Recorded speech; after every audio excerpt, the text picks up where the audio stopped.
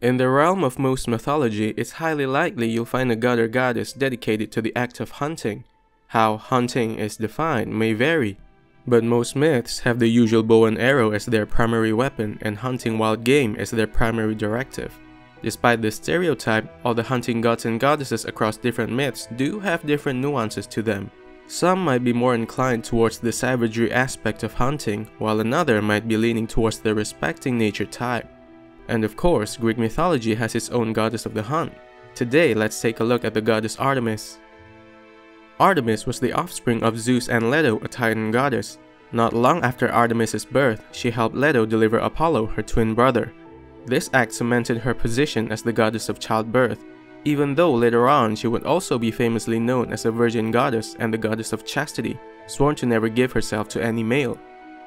The story of Artemis's birth is one of strife, courtesy of Hera, Zeus's primary partner and queen of Olympus. Hera was known to be a fiercely jealous goddess, inciting her wrath on every other female that Zeus approaches. I'd say half of the tragedies in Greek mythology was single-handedly brought about by Hera's jealousy. In Artemis's case, Hera was angry at Zeus for his extramarital affair with Leto and forbade Leto to give birth on land.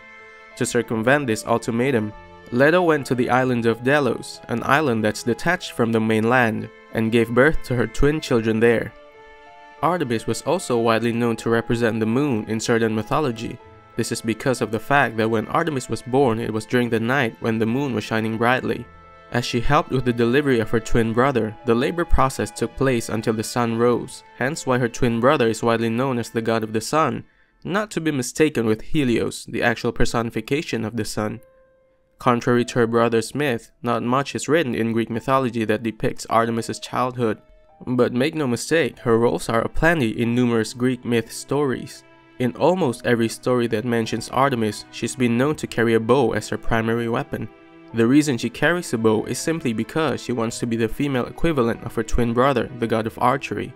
She asked Zeus for a bow and arrow and Zeus promptly commissioned the Cyclopes to craft one for her. While Apollo took to the courts of men through poetry and music, Artemis claimed the wilderness as her domain. She was often seen hunting in the wilderness accompanied by several companions who were mostly nymphs. While Apollo later took the lyre and made it his sacred symbol, Artemis stayed with the bow and arrow and made that her sacred symbol. Besides hunting, Artemis was also known for her ruthlessness, primarily towards anyone that violates or even mocks her vow of chastity. There are a few instances where conflict arises because of this very issue. Famous among these stories is perhaps the tale of Callisto. Callisto was an Arcadian princess that pledged and worshipped Artemis, and every follower of Artemis swore a vow of chastity, both males and females alike. Although this vow of chastity might portray Artemis as uptight and strict, she isn't one to shy away from celebrations and revelry, particularly celebrations of successful hunts. Now Callisto had upheld her vow faithfully until Zeus came and seduced her. The consummation of their secret affair resulted in Callisto getting pregnant, and she had a good job of hiding it as well. That is until Artemis saw her bathing one day with a huge bulge in her belly. She knew then and there that Callisto had broken her vow of chastity.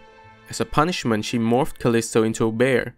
In that bestial form, Callisto gave birth to her son Arcas. Out of pity, Zeus lifted Callisto to the stars and made her into a constellation. Thus is the origin of the constellation Callisto, the bear of Arctos. Another example of Artemis's wrathful nature can be seen in the story of Actaeon, a young hunter from Thebes. During one of his hunts, he stumbled upon a gorgeous woman bathing in a concealed spring. Mesmerized by her beauty, Actaeon kept on staring, unable to move or look away. Artemis then noticed him and immediately scorned him for gazing upon her naked body. As punishment, Artemis forbade him to talk ever again. Any speech he made would turn him into a stag. But mere moments later, Actaeon's hunting party shouted for him, which he promptly answered back with a shout, activating the curse that Artemis had just put on him. He immediately turned into a stag and was mowed down by his hunting hounds. 2 might be a coincidence, but 3 is a pattern. Artemis's punishment of turning someone to an animal is also seen in the story of Bisa. Bisa was a princess from the island of Kos. And long story short, she and her 2 siblings had mocked 3 Olympians. Bisa's brother Agron insulted Hermes, her sister Meripis insulted Athena, and Besa herself insulted Artemis. In retaliation, the three Olympians transformed the siblings into three birds. Besa herself was transformed into a Bisa, a type of seabird that is her namesake. Artemis's ruthlessness is without question one of her defining traits in almost all the ancient Greek stories that involve her. Another example of just how raw her vengefulness is might be seen in the story of Niobe, a princess from Thebes that insulted her mother, the titan Leto, as barren, having produced only 2 offspring, Artemis and Apollo. In comparison, Niobe had produced 12 offspring, 6 males and 6 females. Angered by the disrespect shown towards their mother, Artemis and Apollo took up their bow and hunted down all of Niobe's children. With his golden bow, Apollo decimated all 6 of Niobe's sons, while Artemis used her silver arrows to destroy all 6 of Niobe's daughters, leaving Niobe without any heir. While most poets and storytellers of old tend to lean towards Artemis's more wrathful side, she has also been portrayed to be deeply loyal and appreciative of those who follow her ways earnestly, as seen perhaps in the story of Hippolytus. Hippolytus was the son of Theseus, the great hero of Athens, and Hippolyta, queen of the Amazons. Hippolytus grew up in Theseus' old hometown, where he was cared for by Theseus' parents and learned to hunt, developing a deep love and respect for it. Of course, with such fondness of hunting, he also worshipped its patron goddess, Artemis. All was well within Hippolytus' life until Theseus returned there with the intent to introduce his new stepmother, Phaedra. So, as an avid worshipper of Artemis, Hippolytus held disdain towards Aphrodite, even going so far as denouncing love towards females altogether. As punishment, Aphrodite plotted his demise by using Phaedra. She instilled an unquenchable lust in Phaedra towards Hippolytus. The young hunter was adamant and unwavering in his belief, so he turned down Phaedra time and again. At some point, Phaedra couldn't bear it any longer and decided to leave the mortal realm, so to say.